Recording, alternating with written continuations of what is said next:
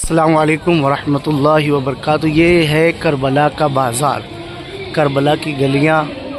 और आप देख रहे हैं यहाँ बाज़ार कितना रौनक अफरोज़ है।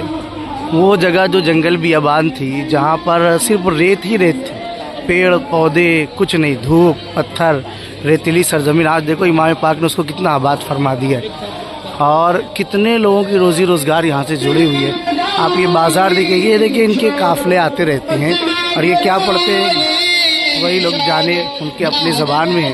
लेकिन आप बाज़ार देखिए, ये पूरा करबला का बाज़ार है।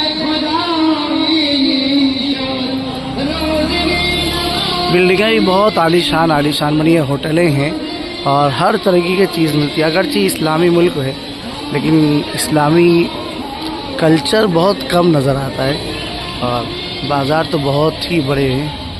ये एक गली का हाल है।